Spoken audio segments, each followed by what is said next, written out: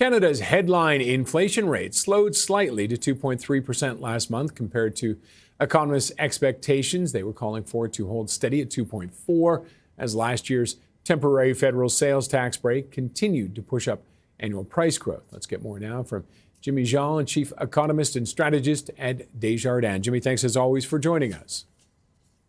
Thanks for having me. Okay, overall, how do the numbers look from a broad perspective? Well, if you're a central bank contending with above target inflation, I think you're satisfied with what you're seeing today. Not so much the surprise to the downside, but also when we look at the core indicators, the core measures, and we tend to look at them on a 3-month annualized basis to get the direction of travel. And what we're seeing is that those measures are pretty low right now, coming in at 1.2%. That's the slowest pace since 2020.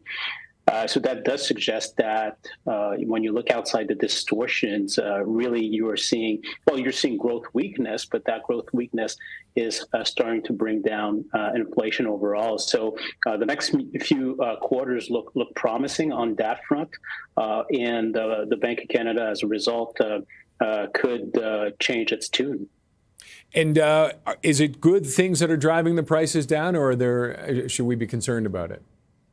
Well, we're seeing some relief in things that many consumers care about. So, for example, rent decelerated. We actually had a decline, a month-over-month decline in rent, and it's the first time we see that since last January, but it's the most significant monthly decline since 2020. So that's very encouraging. And it's in line with what the StatScan's measures of asking rent have been telling us for some time. We know that population growth is slowing very, very fast. Temporary residents are declining, and so demand for housing is falling, and that's having an impact on rent. And then the other thing is food, for which we see a bit of a deceleration. It's still elevated for sure. But we see it going in the right direction. For this particular release, gasoline continues to weigh to the downside.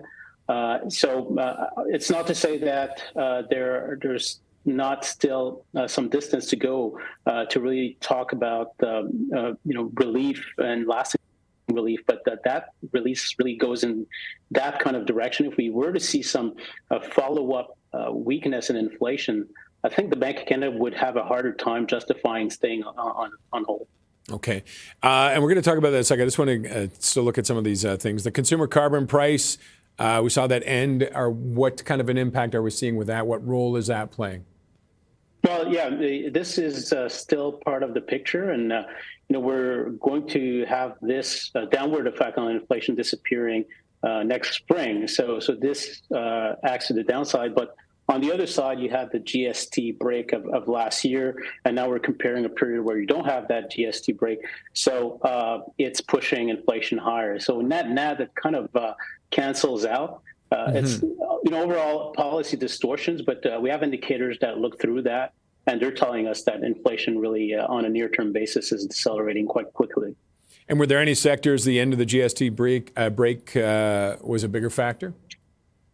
It's mostly in restaurants in particular. That's where you see it's affecting 10% of the CPI basket overall, but you see that affecting categories like restaurants, categories that had been targeted last year as subject to those tax breaks. A number of food categories lasted a couple months. So in the next report, we should see that effect disappear.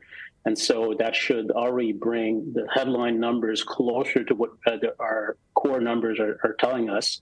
And then the other part to get rid of will be the carbon tax effect, carbon tax distortion. That will be the next spring. And then we'll get some purer measures of inflation.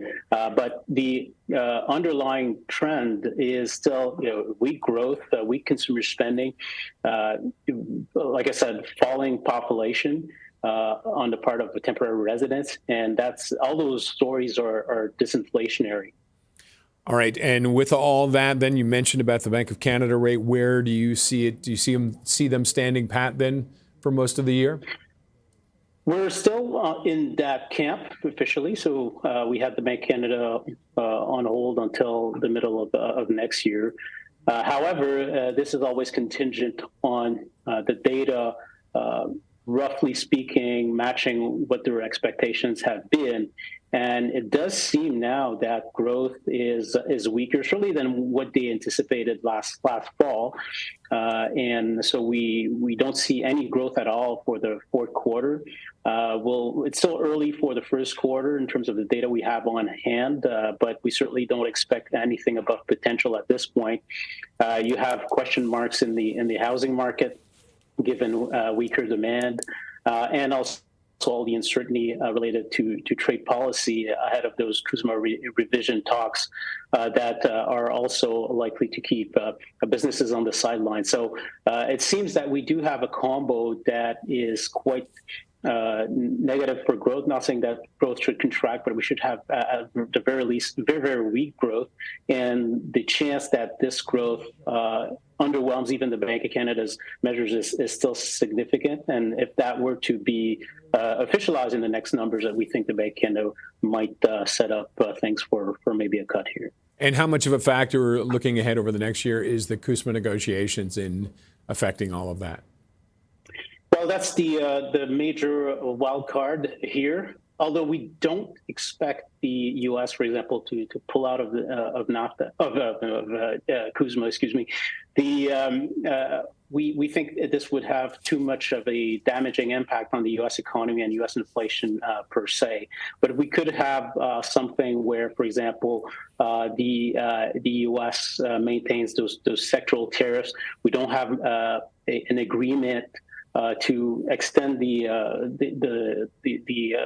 agreement to until 2042, and in this case, we would have annual revisions, which would keep businesses in limbo, and that would hurt investment and hiring. So that could be a negative scenario. That's not what we assume as a base case, but something we're following.